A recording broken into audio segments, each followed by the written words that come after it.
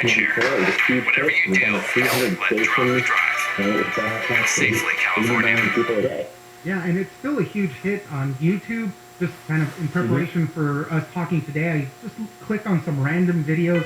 One had about 5 million, another one had 35 million. I think it's like over 450 million views total or something like that. I mean, it's just amazing kind of how long all of these videos really live on. And you mentioned Bob Ross Inc., so the kind of company that they started, really that became the money maker, not necessarily the paintings or anything like that, but all of the stuff, the intellectual property of that. So they sell paints and paintbrushes and all that. And that was really was the business side of it. Yeah, it's funny, even today, you go online, you can find so much Bob Ross stuff, man. It's like you paint brushes, Bob Ross underwear, Bob Ross coffee mugs, energy drinks, watches, posters. And for Bob Ross drinks, the paintings are kind of always an afterthought. The main value add for them was capitalizing on his image and spreading his kind of gospel of making paintings accessible to everyone. It was a very profitable company. It was grossing around $15 million by 1991. But the paintings, they just went into stores, and they sat around for a long time in cardboard boxes, and they didn't really know exactly what to do with them. And even today, they have this small kind of office complex in Northern Virginia, and if you go in there, there's just a bunch of Bob Ross paintings sitting around, and for the most part, they're not very utilized. They're probably worth millions, and if they ever want to sell them, they could, but that's not necessarily the plan at all. So they hold a lot of them, but what happened to all those other, right, the 30,000 total, what happened to all those? And I love the way you write up in the story. It's just so true. As he would give them away, they'd auction them off locally. A lot of these Bob Ross originals, right, are sitting in people's homes and people's storage. They may not know, but they're just kind of out there, and that's why they're currently in the open market to, to sell them on the art platform, they're not really in wide circulation. So about 1,165 Bob Ross originals are at Bob Ross Inc., and they're just kind of sitting there. On occasion, they'll loan them out to various exhibits around the country. There's a couple at the Smithsonian right now. They're not on the exhibit, they're in the archives. There's an exhibit in Muncie, Indiana. There's one in Florida. But like you said, the shocking thing is that, outside of Bob Ross' TV work, he just was very generous during his lifetime. He had a lot of fans, and most of the people who bought his painting were just like working class Americans, living in the middle of America. And they picked these up for $40, $50, $60 and kind of just thought they were a nice, pretty painting to hang on their wall. They're hanging in bathrooms and living rooms and hallways. And until recently, I don't think many people knew what they had on their hands, but when they do pop up on the open market, it's not uncommon to see them fetch more than $10,000. There's currently one in an auction house on for $94,000. So it can be quite a tasty investment for the people who got in early. You have a great story about a man named Larry Bolton who bought a Bob Ross painting for $60. I think this was in Alaska. Tell us that story, because he went through the process of actually turning it over to an art dealer. That art dealer ended up selling it for even more money. So tell us that story, because that's just kind of an interesting ride for a Bob Ross painting, and for somebody that might have one, something that you could probably do too. A great story that illustrates the types of folks who own these paintings today is this guy, Larry Walton. He's 82 now, and he lives in Minnesota. And back in 1980, he was working as a flight instructor in Alaska, and he saw this guy who he described as a peculiar artist and at an Anchorage fair selling his paintings. And he bought this scene with like mountains and blue northern lights for $60. And it literally it sat in his garage for years and years and years. And his son, who had seen Bob Ross's YouTube videos, saw the signature in the corner and thought it looked familiar. So they eventually realized it was a Bob Ross original. They reached out to this auction and art gallery named Modern Artifacts. They're a dealer based in Minneapolis, Minnesota. And they're actually kind of the premier Bob Ross reseller. So they've put a lot of work into like SEO and newspaper advertisements to dig up these paintings. And they'll buy them for what I think is a pretty fair price. I think in this case, they gave Larry Walton $10,000 for his painting. The gallery owner took it and flipped it for $18,500 to another Bob Ross buyer. But over the years, Modern Artifact has come across dozens of Bob Ross paintings, and made a pretty good business out of reselling them online for people who aren't able to find them anywhere else. Right. I think you mentioned in an article that they sold at least 34 Bob Ross paintings over the years. And obviously, these landscapes, they're very simple. They're easily identifiable. Obviously, you can replicate them pretty easily. That was Bob Ross's style. But, I mean, just kind of the persona that he's built up, the icon, I guess, the art icon that you could call him, over the years, you know, a cultural icon as well, they hold so much more significance, and I would love to have one in my living room and say, hey, that's a Bob Ross right there, you know, it's so cool. And, but you spoke to some art appraisers. They said that maybe the true value of one of these is probably about $2,000 to $4,000, but considering all that stuff that we've been talking about, right, that's what bumps up that price to $10,000, $18,000. So the one that they have, as you said, for $94,000. It's a supply and demand thing. Art appraisals are based on many factors, but Bob Ross paintings, I think of them kind of like diamonds. Like there's tons of them out there, but there's kind of this artificial scarcity created by people holding on to them for a long time, and Bob Ross Inc. holding their trove as well. So this kind of shortage on the market causes the prices to just absolutely explode. And another appraiser told me they don't necessarily think of Bob Ross as strictly fine art. They're kind of entertainment memorabilia. So you're also kind of paying for the fact that Bob Ross is on television. He's a public persona. And I actually talked to one collector who owns Picasso's and other famous artworks, and she actually told me she considered her Bob Ross to be kind of the crown jewel of her collection. She gets more comments from her dinner guests on the Bob Ross than she does on her other paintings. And for her, it was all just about having more local backstory. And I think there's just a general fascination with Bob Ross, and she's kind of this permanent cultural icon that's an immortal force in our culture. 100%. I'm going to start low-key looking for these Bob Ross originals around, and I'm sure a lot of people are going to hear this and then go to their garage or their storage and start looking at some of that stuff that they have hidden away to see if they might have one from years ago that they don't even know. So, yeah, just a great story. And as I mentioned, a great guy with a rich history to himself as well. Zach Crockett, senior writer at The Hustle. Thank you very much for joining us. Thanks. Appreciate it. You're listening to the Daily Dive Weekend Edition on Kfi Am 640 and everywhere in the iHeartRadio app. I'll be back with some more shop stories from the week, but first, let's get an update from the KFI newsroom.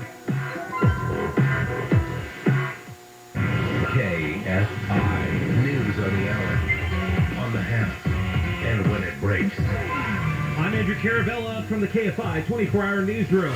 A man has been arrested for allegedly starting a commercial building fire in Jefferson Park. Fire damaged at least one unit of the building on West Adams Boulevard. The fire started just before 5 Saturday morning. The new year has brought new flight cancellations. About 2,600 flights have been canceled at airports around the United States, including Chicago's O'Hare Airport, where ABC's Mahara Kawash says a lot of people are stranded. Airlines are blaming crew shortages caused by the Omicron surge, along with some severe weather across the country. Of course, we're seeing that severe weather locally here today in Chicago. Several incidents expected throughout the day. We can expect some of these cancellations or delays to continue. Southwest has suspended flights at O'Hare because of the bad weather. More than 200 flights at LAX have also been canceled. KFI weather Sunday will be clear with highs in the mid-50s to low 60s all over Southern California. We lead local from the KFI 24-hour newsroom. I'm Andrew Caravella. Checking KFI traffic, we do a crash in Pyramid Lake on the 5 southbound of Vista del Lago. That has all lanes blocked. New Glendale on the 134 westbound at Harvey Drive. Crash there along the right shoulder. And in San Bernardino, wind advisory both sides of the 15 at Kenwood Avenue. That's for high-sided vehicles to the Cajon Pass. KFI in the sky helps get you there faster. I'm Jonathan White. The Cowled-chassis Foundation has been at the forefront of inflammatory bowel disease research and care for over 50 years. Learn more about research, education, and support at cowled-chassis.org.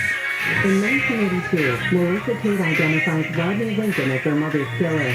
Then in 2015, Melissa says Rodney didn't do it. On the Real Killer podcast, Leah Lawson reveals what may be a miscarriage of justice. It was one of the most brutal crimes in St. Louis history. A single mother murdered, her 2 young daughters barely survived the attack. I'm on a mission to find the Real Killer. Listen to the Real Killer on the iHeartRadio app or wherever you get your podcasts. We have a lot to celebrate this holiday season, but COVID-19 hasn't gone away. So let's make sure to keep our celebration safer by following these tips.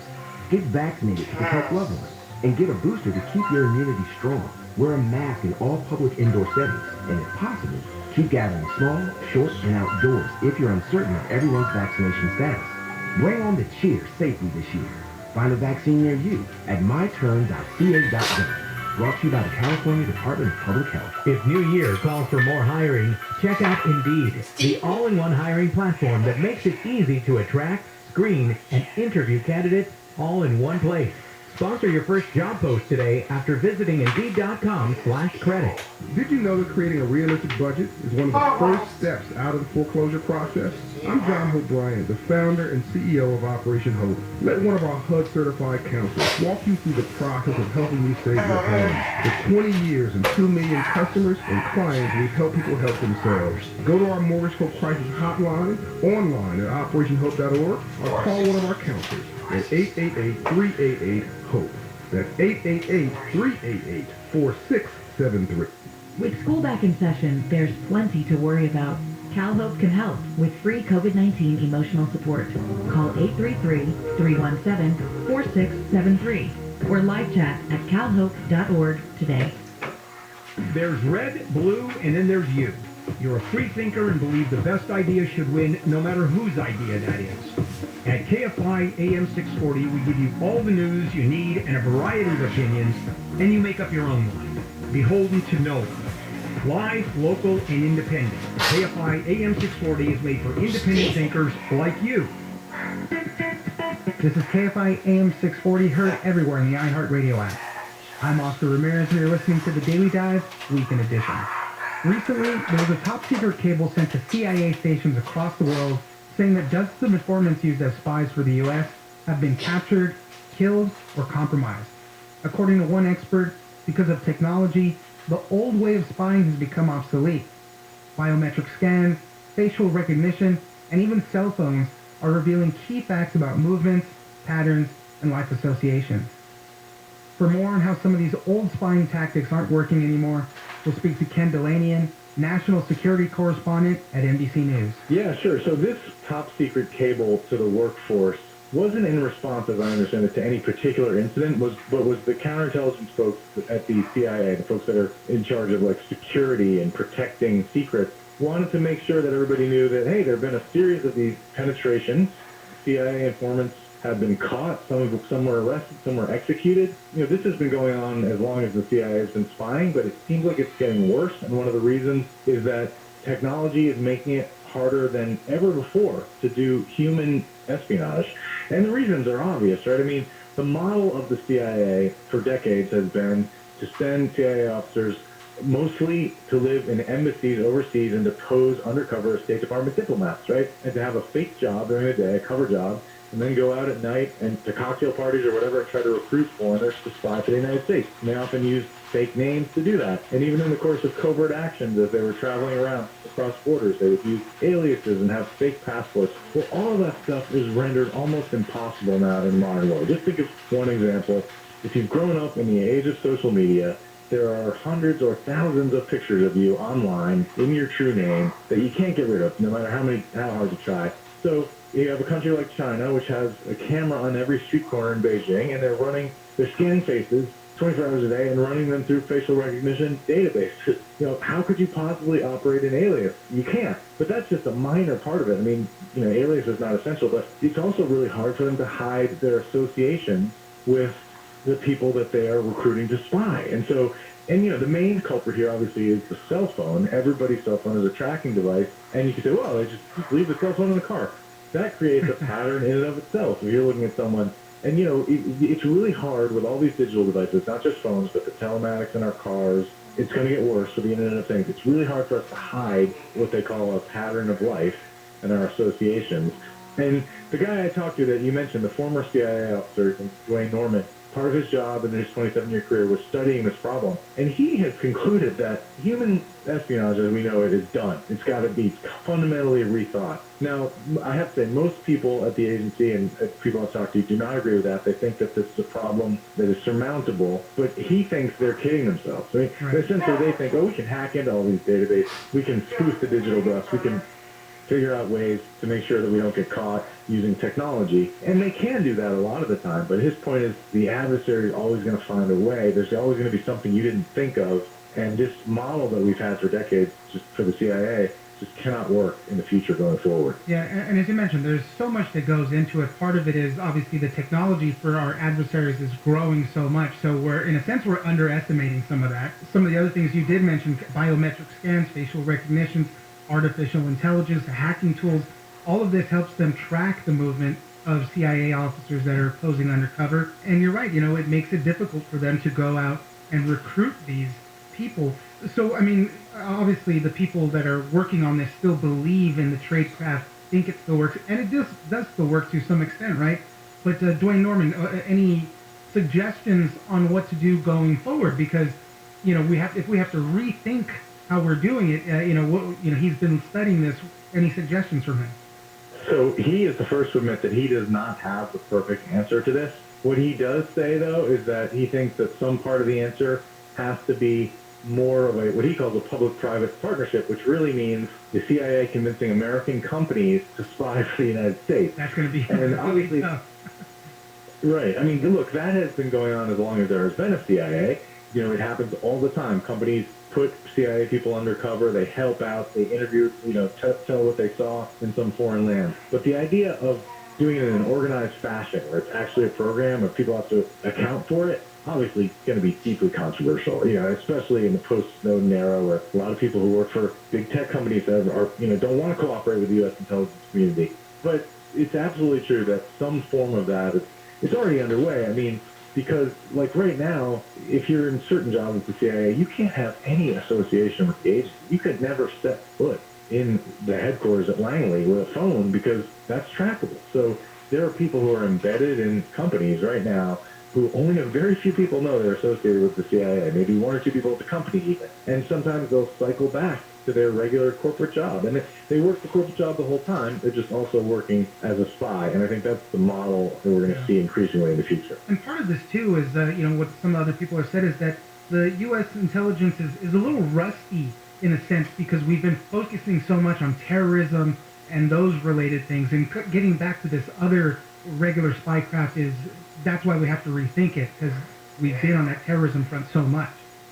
That is certainly a factor. I think that's almost two different conversations, though. There is certainly, that is the idea that the CIA has, its muscles have atrophied in terms of classic espionage. But the thing is, the classic espionage is transformed. I mean, the way they were doing it even 10 years ago does not work anymore, so it's got to be completely rethought. But in terms of, like, sloppy tradecraft, I mean, the CIA first realized they had a crisis back in 2006 when a group of CIA officers flew over to Italy to kidnap an Italian cleric who was a terror suspect. I happened to be in Italy at the time I covered this case, and an Italian prosecutor, using cell phone records and geolocation records, figured out who all these people were and tracked their movements to hotels, and some of them were very sloppy, some of them used their own names. And at the end of the day, he had an airtight case. He indicted 23 Americans. Some of these people still can't travel today. And he exposed their whole operation because of cell phone records. And so that was like a wake-up call to the CIA. Hey, you guys have a problem here. And they started changing their tradecraft. But, that was 15 years ago. Imagine what the Chinese services can do now to use big data to unmask CIA officers and their recruits. Ken Delanian, National Security Correspondent at NBC News. Thank you very much for joining us. Thank you so much, Oscar. Great to be with you. You're listening to the Daily Dive Weekend Edition on KFI AM 640. When we come back, we'll talk about luxury mystery boxes and how they could be the future high-end discount shoppers. Have you ever had a nightmare you swear was real? There's a shadow living inside my head. It's angry and I don't think I can struggle. Experience the 12-part scripted horror podcast from the team that brought you Lethal Lit and Daughters of DC. The insomnia has gotten so bad, I'm not sure what's real anymore. Available to binge now. Journey into your own subconscious and listen to See You in Your Nightmares on the iHeartRadio app or wherever you get your podcasts. Contractor license 1047-781. Sometimes when I'm hanging out with my ghetto technicians, they tell me something I never expected. Really? Like what? Most of our guys used to work for small companies before they came to work for us. I can't believe you didn't know that already. Oh, I knew that.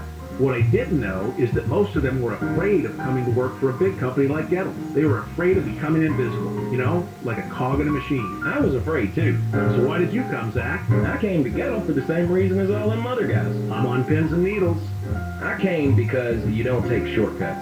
Good technicians always want to work for someone who believes in doing things the right way, not the easy way. I appreciate you saying that, Zach. And we appreciate you giving us the time to do the job right, even after we've already quoted a price, and all them extra hours coming out of your pocket. If I didn't do things the right way, my dad would slap me on the back of my head, and he was big. And you ain't never make none of us feel invisible either.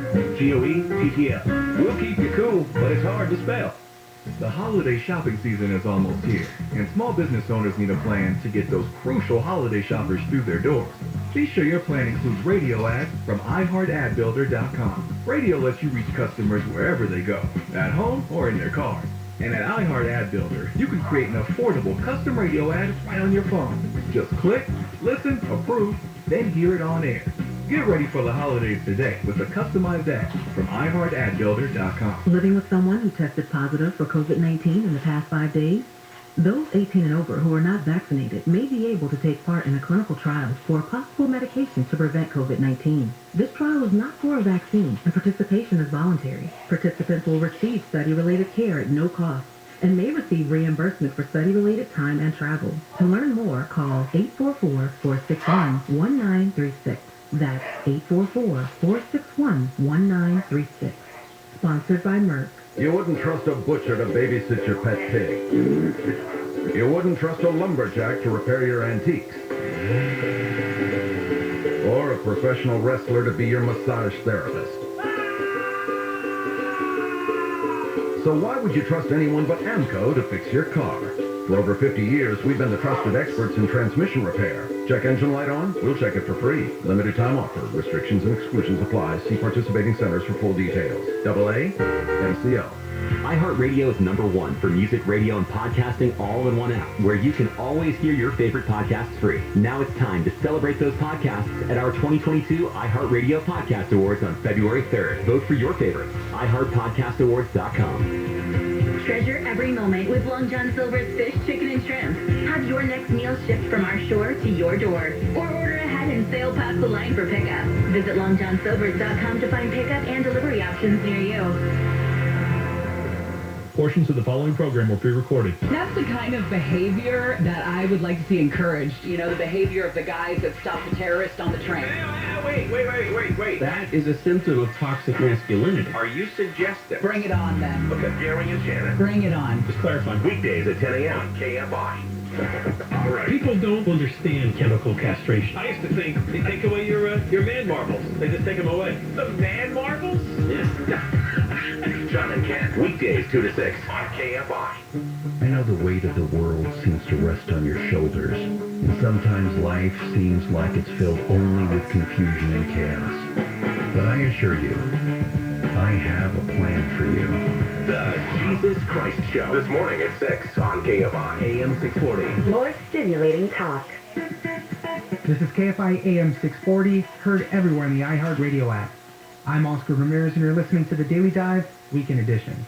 Finally for this week, could luxury mystery boxes be the future of high-end discount shopping? A new solution for selling off overstock and off-season clothing has emerged in these mystery boxes, which can sell anywhere from $700 to $2,000. The only catch is that you don't know what's in the box until you open it. The high-end merch in these boxes is said to be 2 to 3 times the retail value of the box, but there is a chance it could always be a bust. This trend has even spilled over into the online arena with unboxing videos, where many people get very excited or very bummed out with what they get. For more on what these mystery boxes mean for the fashion economy, we'll speak to Jacob Gallagher, fashion reporter at the Wall Street Journal. So this whole notion is kind of driven around this idea that there's a lot of merchandise floating around out there in the retail space, in the fashion world. You know, you go to any given store, you know, particularly here in America, and there's sales happening all the time. You hear from brands that have promotions all the time. But there's also this kind of cross-section, this kind of world of the fashion space that has all this surplus merchandise that's kind of, again, just floating out there. And some of that is driven, you know, in the past year by the pandemic. You know, particularly early on in the pandemic, there was a significant amount of brands were kind of noticing that, you know, people just weren't buying stuff. There was not a need for, you know, higher fashion items. There was not a need, you know, for these kind of things that might make a statement out on the street. So these brands kind of saw themselves holding the bag a little bit on some of this merchandise. Now, to be sure, this is not a you know, COVID phenomenon. This is a topic that has been within fashion forever. What do you do with excess merchandise?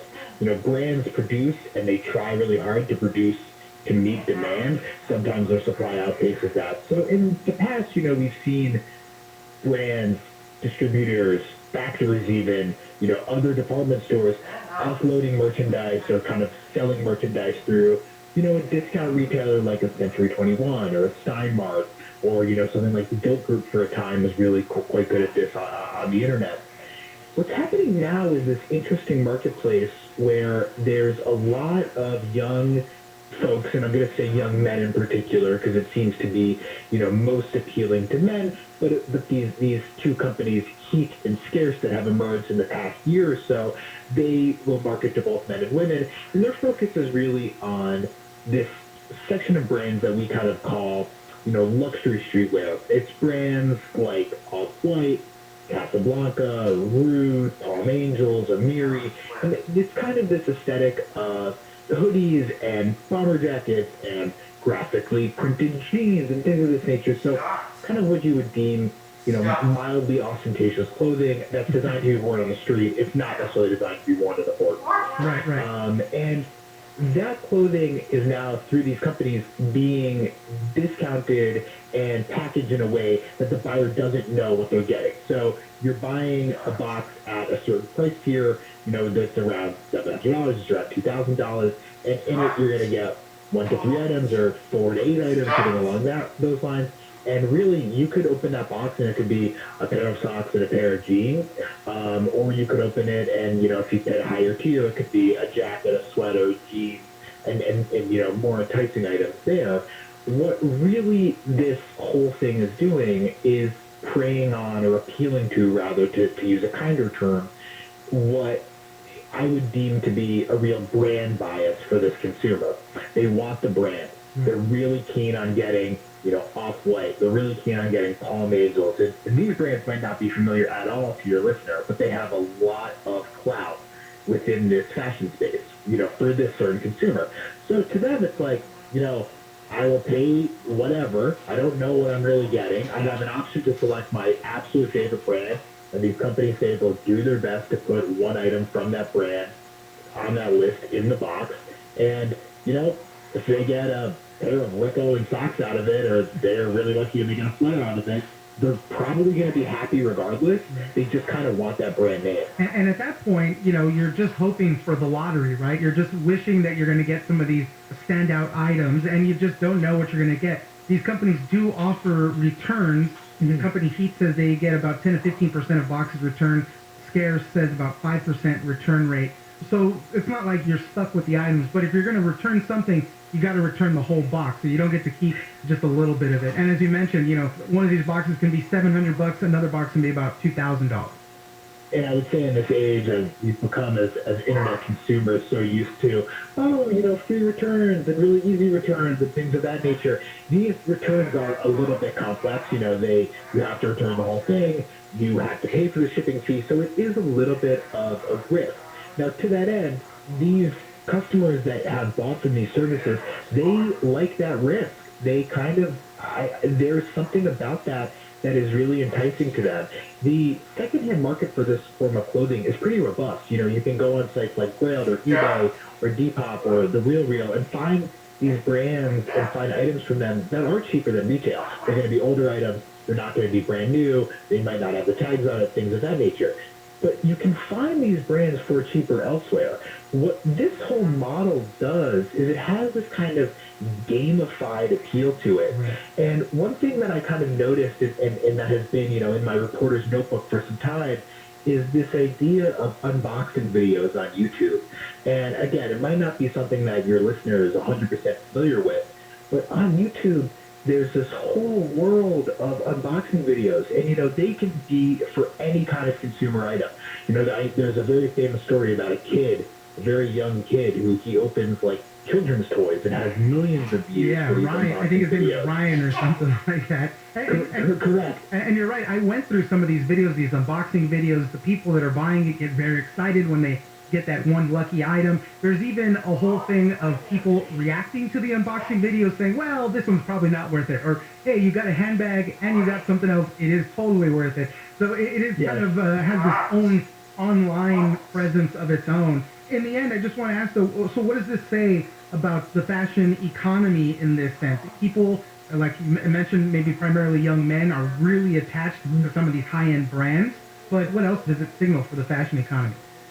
Well, what it signals is kind of, one, this brand attachment, and this is something that we've kind of been watching the fashion industry for a while. You might remember or have, heard tell of, back in the 1980s and kind of into the 90s a little bit within the high fashion space, people were very logo-driven. There's a lot of logo mania happening. They like to get the brand. They like to show off the brand. They were really keen on that. This isn't quite what we're seeing in terms of, just saying, look at me, I've got my Gucci belt, or look at me, I've got my Ferragamo loafers. There's a little bit higher thought that goes into this.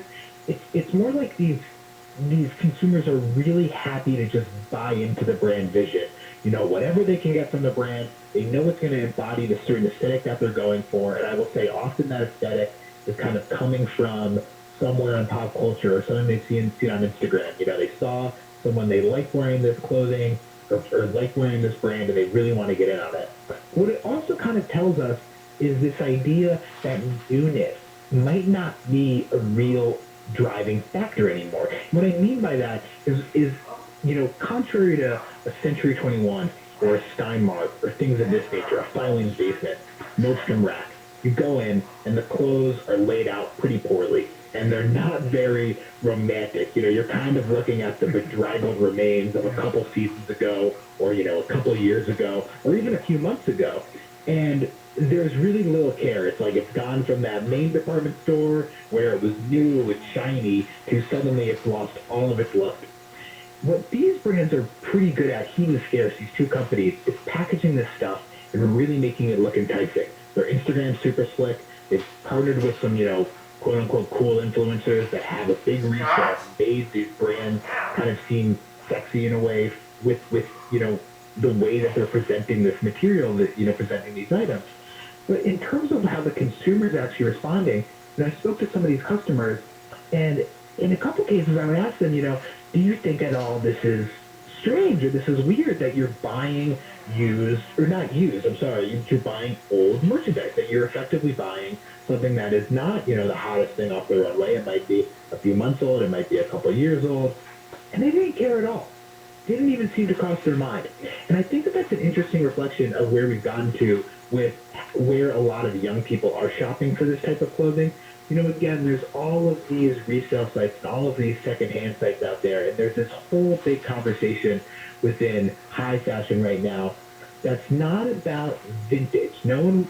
People don't really like to use the word vintage, but they love using the word archival. It's like we've gone from it's all in the branding and repackaging. It's all in the branding. You go from antique to thrifted to vintage, and now we're on to archival. And it's this idea that you're buying this clothing, and the fact that it's in the past, the fact that it might not be even accessible now, actually has a lot of weight to this section of consumer. And this guy I interviewed, Devin Knight, one of the customers, he bought, a couple boxes off of Heat, and he had said, what I liked about it was this idea that I was getting something that didn't have to necessarily be new, that, someone might not be able to have. This was kind of what he was saying was, this notion that you couldn't walk into, Nordstrom's, or you couldn't go onto a boutique website like Essence right now and see the same clothes. I thought that was really interesting. We're not even talking a year, 5 years, 10 years. We're talking a matter of months even that this hasn't been in a store. And he was really keen on it because it showed to him that this brand that he liked, it was something that not everyone would necessarily have. Wow. I mean, well, the whole thing is interesting. As I said, I went down the hole of the unboxing videos. It's kind of fun to watch, the excitement and then kind of the duds that sometimes you get out there. But it'd be interesting to see if, other brands or other retailers, other companies try to pick up some of this model. We are starting to kind of see that in terms of, particularly for Heat, which has been around for longer, they have had a lot of brands kind of come to them, and they've had more open collaborations, if you will, saying, oh, we're partnering with Ackerman, or we're partnering with this brand Represent out of London, and they're kind of doing it in tandem and out in the open. And it's interesting that they're willing to just say, this is happening in real time. Jacob Gallagher, fashion reporter at the Wall Street Journal, thank you very much for joining us. No, thank you for the time. Really appreciate it. Thanks for tuning in to the Daily Dive Weekend Edition. You can catch a fresh episode of the podcast every morning, Monday through Friday, on iHeartRadio. You can also follow us on social media at Daily Dive Pod on both Twitter and Instagram. Stay tuned for the Jesus Christ Show next, but first, into the newsroom. This is KFI AM 640, more stimulating talk. If you already know what you want us to say, you're probably in the wrong place. KFI. And KOST HD2. Los Angeles, Orange County. Live everywhere on the iHeartRadio app. Some beaches remain closed. I'm Layla Muhammad, live from the KFI 24-hour newsroom. Some Southern California beaches are still closed due to a sewage spill. Long Beach, Palos Verdes, San Pedro, Seal Beach, including Surfside and Huntington Beaches, Sunset Beach are closed. 8.5 million gallons of untreated sewage leaked into the Dominguez Channel and from there into the ocean. That happened on Thursday. The leak was fixed late Friday, but testing must continue in the waters off the coast to determine when it will be safe for people to swim there again. Fire officials in Colorado are trying to figure out what started the fire that destroyed some neighborhoods in Boulder County. Sheriff Joe Pelly says nearly 1,000 buildings were destroyed and 3 people are still missing. We're looking into the cause and origin of the fire, and if it turns out to be arson or reckless behavior with fire, we'll take appropriate action. Power lines were originally looked at as the cause, but the sheriff says they're now looking at other causes. A line of severe storms have damaged homes, knocked out power, and downed trees in the southern part of the country. Authorities closed roads in Hazel Green, Alabama, after power lines came down and damaged some homes. The storms follow a system earlier Saturday, which brought a possible tornado and flooding to parts of Kentucky. An off-duty cop in New York City has been shot while sleeping in his car in the parking lot of a police station in East Harlem. We must find the person who discharged the weapon, and we must find those who believe they're going to destroy our city with gun and gang violence. That is not going to happen. New York City Mayor Eric Adams visited the officer at the hospital. The shooting happened around 6:15 yesterday morning. It does not appear the cop was the target. The officer will be okay. News brought to you by Mike Diamond, the smell good plumber. Well, the Omicron variant of COVID-19 may not be as bad as Delta. Some early data, especially a report that was just released from the UK, including data right here domestically, does suggest that the variant is more mild than Delta. This is a good thing. It's resulting in less severe hospitalizations, less visits to the emergency department, and people need to remember that the vaccine still absolutely works against any variant.